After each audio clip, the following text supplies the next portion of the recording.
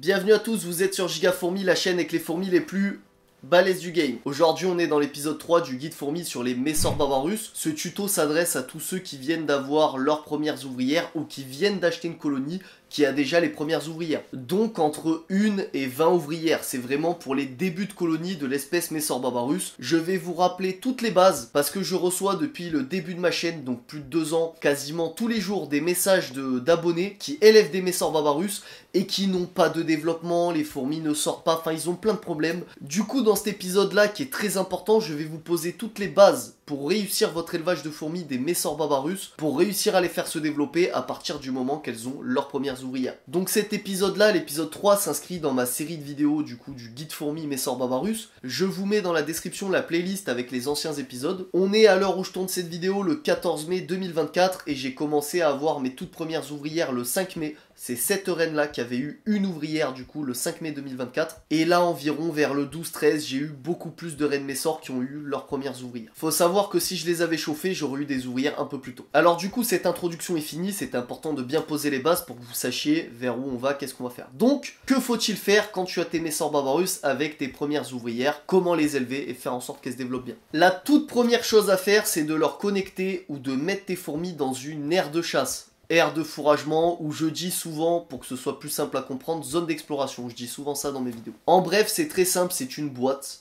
peu importe si elle est en plastique, en verre, la matière que tu veux, dans laquelle tes fourmis vont faire pas mal de choses. Elles vont dedans récupérer à manger, récupérer de l'eau et entreposer tous leurs déchets. Tu peux te faire plaisir comme moi je fais souvent sur mes vidéos et avoir une aire de chasse d'une certaine marque qui va être un peu stylée. Ou si t'as pas trop de sous, tu peux t'en fabriquer une très facilement. Peu importe de quelle marque est ton aire de chasse, il faut juste qu'elle remplisse plusieurs fonctions. Donc moi, pour l'exemple de la vidéo, je vais vous prendre une boîte comme ça, c'est ce qu'on appelle une boîte Braplast, et on va fabriquer dedans une aire de chasse. Je vais vous expliquer comment faire. Vous pouvez du coup aussi, comme je vous ai dit, acheter des aires de chasse de n'importe quelle marque et directement connecter vos fourmis dessus. Il est important de savoir que peu importe votre nombre d'ouvrières, vous pouvez mettre une aire de chasse aussi grande que vous voulez. Donc si c'est votre seule colonie, faites-vous plaisir. Plus votre aire de chasse sera grande, mieux ce sera pour les entretiens, pour moins stresser les fourmis, etc. En parlant de stresser les fourmis, nourrir tes fourmis dans une aire de chasse te permettra de réduire le stress, c'est important. On ne nourrit pas les fourmis directement dans le tube, on évite parce que ça va les stresser. Et de rentrer des choses, dont de la nourriture, dans leur tube, elles vont vivre ça comme une agression, elles vont pas kiffer. Alors du coup, comme je t'ai dit, tu as plusieurs types d'aires de chasse. Et ces aires de chasse, tu auras plusieurs moyens de les connecter à tes fourmis en fonction du type d'aire de chasse que c'est. Donc sur pas mal de boutiques, on va te proposer des mini aires de chasse que tu peux brancher directement sur les tubes. Tu pourras brancher certains tubes directement sur la zone d'exploration, donc dans ce cas-là c'est très facile, c'est très simple. Mais dans certains cas, tu devras relier ta zone d'exploration avec un tuyau souple que tu brancheras dans ton tube. Et là tu as un problème, c'est que ton tuyau souple est plus petit que le diamètre du tube, ce qui fait que ça ne tiendra pas. Pour ça, tu peux créer une jointure avec du coton que tu vas venir compacter entre le tuyau de connexion et le tube. Sinon, tu as aussi quelques boutiques qui te proposeront des embouts universels que tu peux clipser sur les tubes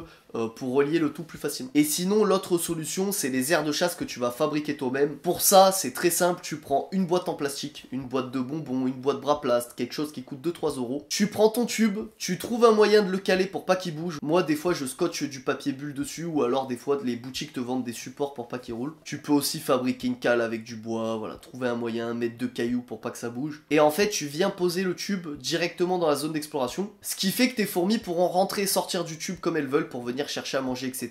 On parlera de la nourriture un peu plus tard dans la vidéo. Ton aire de chasse fabriquée dans une boîte, tu peux la laisser ouverte. Il faut simplement mettre de l'anti-évasion sur les parois. Au niveau des produits anti-évasion, tu as plusieurs solutions. Tu peux mettre du talc alimentaire qui est en poudre. Voilà, tu en mets sur les parois, tes fourmis ne pourront pas monter. Tu peux mettre du talcol. Ça s'achète en boutique fourmi ou alors tu peux en fabriquer facilement. Essaye de trouver des tutos sur internet. Tu as aussi de l'huile de paraffine. C'est une espèce d'huile que tu peux étaler sur les parois. Moi, c'est ce que je vais utiliser dans cette vidéo. C'est très facile. Et donc, tu viens l'étaler et les fourmis pourront pas marcher dessus. Attention à ne pas trop en mettre parce qu'elles coulent. Donc, quand le surplus coule, tu viens et tu les suis parce que sinon, tes fourmis pourront se noyer dans l'huile de paraffine qui va stagner en bas de ton aire de chasse. Et sinon, la meilleure solution, moi, celle que je préfère et que j'utilise pour toutes mes fourmis, c'est le fluon. Mais c'est assez compliqué à trouver et les Messor Barbarus sont pas très agiles comme fourmis. Donc, tu peux utiliser un anti-évasion assez simple. Ça fera l'affaire. Donc, je résume cette petite partie. Tu dois connecter à tes fourmis une zone d'exploration, une aire de chasse pour pouvoir les nourrir, Pour ça, très facile, tu peux soit en acheter une sur une boutique spécialisée de fourmis, soit t'en fabriquer une très facilement. Il y a plein de tutos sur internet et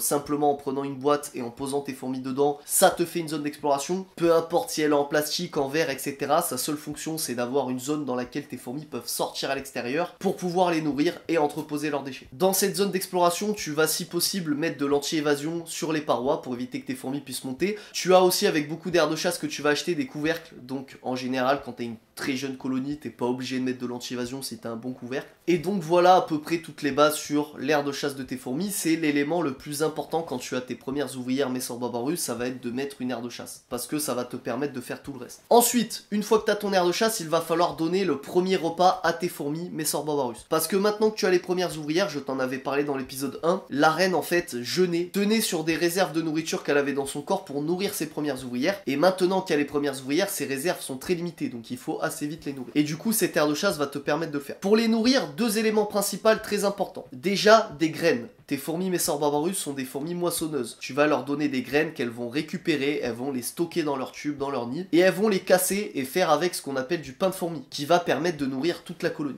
Pour les graines, c'est très simple, tu peux acheter un truc comme ça en supermarché, c'est des graines pour canaris, donc pour oiseaux, c'est des petites graines que tes Messor Barbarus pourront manger facilement dès le début de leur durée de vie, dès le début de la colonie quand elles sont pas nombreuses. Et tu vois, celui-là, je l'ai acheté il y a 2 ans au début de ma chaîne, et ben regarde, j'ai encore les 3/4, ça part vraiment pas vite sur les petites colonies, donc ça coûte 5 € et tu vas en avoir pendant très longtemps. Parce que souvent les boutiques fourmis te vendent des petits mélanges de graines, mais c'est très petit, ça peut être sympa pour varier ton type de graines, mais ça c'est petit. En parlant de varier le type de graines, c'est très important, ne donne pas qu'un type de graines, essaye d'en proposer plusieurs, tu peux te renseigner facilement sur internet pour trouver plein de types de graines qu'aiment les fourmis Messor Barbarus. Et t'as des graines plus ou moins protéinées, etc. C'est important de varier l'alimentation de tes fourmis pour qu'elles soient en bonne santé. Donc tes graines, je te montre ça dans la vidéo, tu peux les mettre dans une petite gamelle, ces gamelles là sont achetables pareil sur des boutiques de fourmis, mais tu peux en fabriquer très facilement. Moi j'en fabrique avec des bouchons de bouteilles d'eau que je recoupe et ça te fait en fait une gamelle en plastique très simple. Et du coup je viens mettre dedans les graines, alors vos fourmis vont venir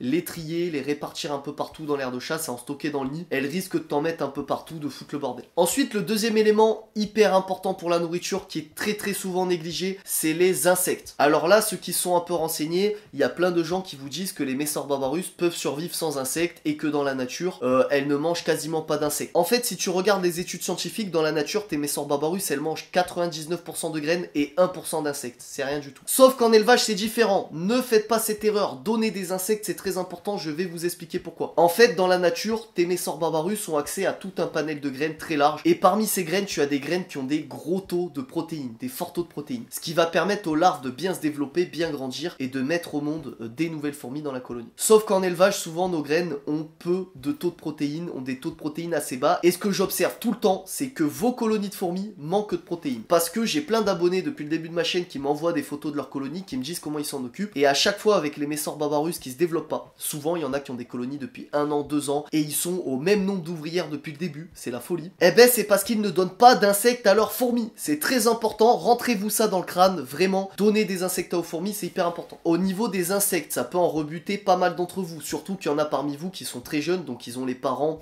qui ne veulent pas d'insectes à la maison, ou des adultes qui ont leurs femmes qui supportent pas les insectes, qui ont peur, etc.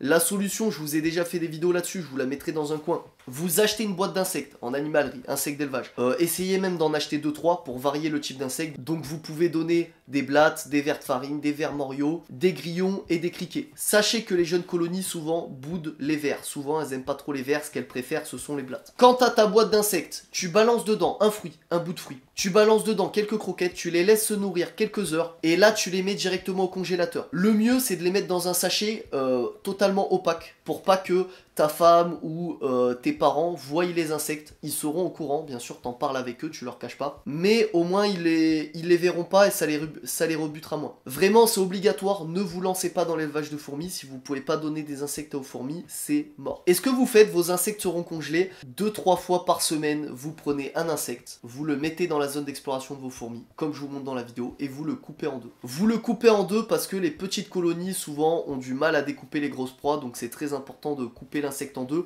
pour qu'elle puisse accéder facilement à la chair. Au niveau des insectes, vous allez souvent aussi avoir l'impression qu'elles ne mangent pas parce que les jeunes colonies sont très timides. C'est pas valable que pour les Messorbarbarus, les jeunes colonies sont très timides et elles mangent surtout la nuit et elles vont manger qu'une partie de l'insecte. En fait, au début de la colonie, tes fourmis ne vont pas vider entièrement l'insecte, elles n'auront pas besoin d'autant de nourriture. Mais vaut mieux leur donner au cas où, comme ça elles en ont besoin. Donc, pourquoi c'est aussi important de donner des insectes? C'est parce que tes Messorbarbarus, je t'ai montré ça dans d'autres épisodes, t'as ta reine qui va pondre des œufs et tes œufs vont se transformer en larves. Et là, tes larves vont être gavées de nourriture, elles vont grossir, jusqu'à pouvoir se transformer en nymphes, ce qui va donner une nouvelle ouvrière adulte. Et le problème, si tes larves n'ont pas d'insectes, de protéines, ça peut être comblé avec les graines, mais comme je t'ai dit en élevage, c'est très compliqué de combler les besoins de protéines de tes fourmis seulement avec des graines. Eh ben ta larve va pas grandir et elle se transformera jamais, c'est vraiment l'enfer et ta colonie n'évolue pas. Donc évitez d'écouter ceux qui vous disent qu'il ne faut pas d'insectes à vos fourmis. Très souvent, c'est un argument marketing. On peut faire le parallèle avec ceux qui te disent que tu peux sauter la diapose des Messorbarbarus. C'est un argument marketing pour rassurer les débutants qui ont peur de donner des insectes, qui ont peur de faire les diaposes,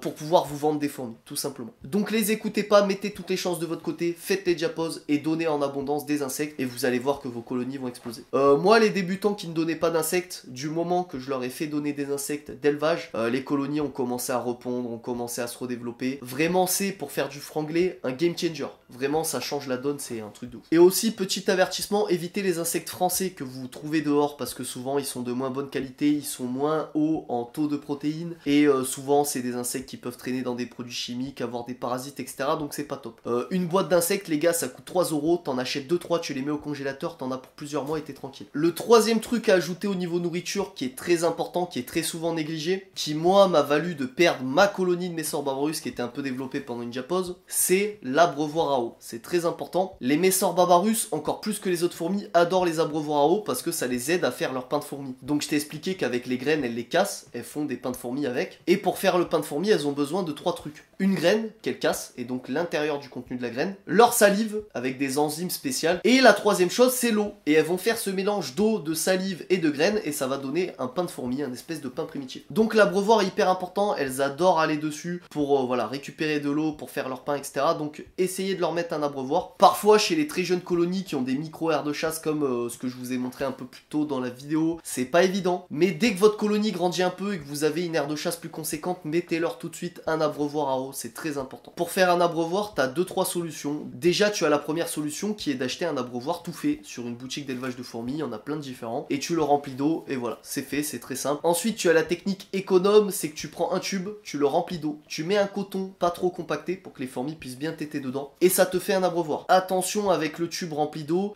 il faut pareil essayer de le mettre en l'air pour éviter que si les fourmis creusent le coton, t'aies de l'eau qui se déverse partout, que ça crée une inondation qui noie tes fourmis, donc fais attention à ça. Pour mettre le tube en l'air et pour stabiliser aussi le tube, c'est une technique aussi pour pas que leur tube, le tube dans lequel elles nichent bouge, c'est que tu prends ton tube, un élastique et un cure-dent et tu attaches tout ça et ça va stabiliser le tout. Donc l'abreuvoir à eau, souvent négligé, pourtant c'est très important, ça a plein d'avantages, donc pensez-y. Pour les insectes, j'ai oublié de te le dire aussi, mais c'est bien de les mettre dans les gamelles comme les graines parce que ça te permet de salir un peu moins l'aire de chasse.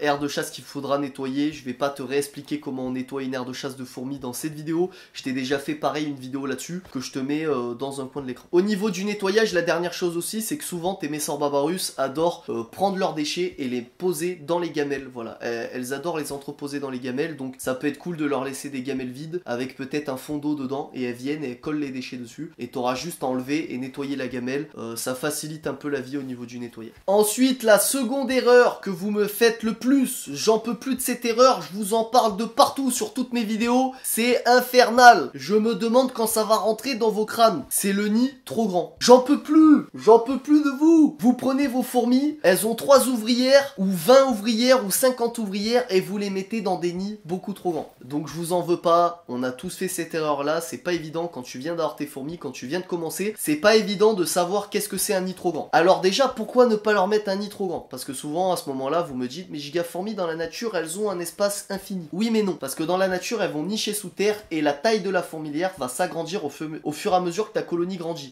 Elles ne font pas tout de suite un nid immense quand elles ont 10 ouvrières. Le nid trop grand va stresser tes fourmis parce qu'elles devront surveiller toutes les pièces et ça va les empêcher de se développer. Voilà, ça va les empêcher de se développer. Me demandez pas pourquoi, je sais pas pourquoi, mais un nid trop grand stresse tes fourmis, ce qui les empêche de se développer. Souvent, quand elles ont trop de pièces à combler, elles vont essayer de mettre plein de déchets dans les pièces pour réduire la taille du nid. Donc, le mieux à faire au début, c'est de faire tube de fondation plus aire de chasse. Et faites ça pendant longtemps, jusqu'à ce que vos fourmis aient rempli le tube en entier. Vraiment, attendez le plus longtemps possible avant de mettre vos fourmis en nid, parce que souvent, c'est à ce moment-là que vos colonies arrêtent de se développer. C'est vraiment, je vous le répète, l'erreur la plus commune que je vois, celle que je vois le plus souvent. Et je dis pas ça pour vous faire chier, moi ça m'apporte rien de vous dire de pas foutre vos fourmis en nid. Je pourrais faire un partenariat avec chez Paki, vous dire achetez mon super nid, foutez vos fourmis dedans, mais non, c'est pas comme ça que ça marche. Et en fait, c'est souvent ce qui se passe. Souvent, il y a des kits qui vous sont vendus avec nid plus fourmis et mini aire de chasse intégrée. Et souvent, l'aire de chasse est microscopique et le nid est hyper grand. Vous avez entre 10 et 20 fourmis, vous les mettez là-dedans et elles sont un peu compactées dans une pièce comme ça et t'as plein d'autres pièces vides. Et en fait, ce qui stresse tes fourmis surtout, c'est d'avoir plein de pièces à surveiller. Donc moi, souvent, ce que j'aime bien vous dire, c'est qu'il faut que vos fourmis remplissent 50 à 60% du volume du nid quand elles sont compactées entre elles, quand elles sont toutes collées les unes sur les autres. Les fourmis vraiment aiment vivre comme ça. Elles aiment vivre compactées les unes sur les autres. Elles aiment pas quand il y a trop d'espace, etc.